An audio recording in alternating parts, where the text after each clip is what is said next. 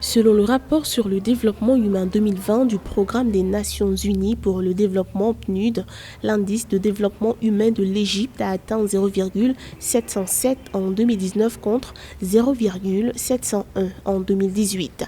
L'Égypte s'est maintenue au 116e rang sur 189 États.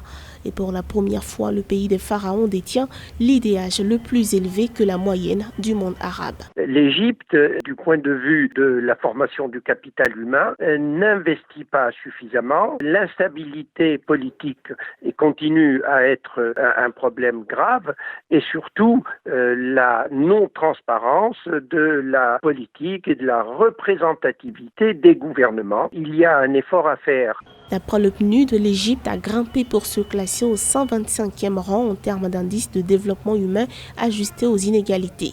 Cet indice était inférieur de 29,4% à l'IDH. Le PNUD de relever qu'en matière d'égalité des sexes, l'Égypte se classe finalement 108e sur 162 États.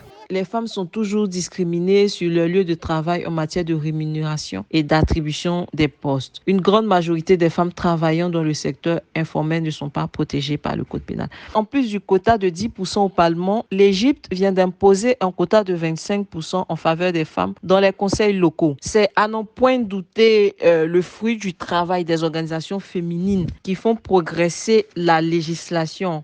Le rapport sur l'indice de développement humain évalue le taux de développement humain des pays du monde.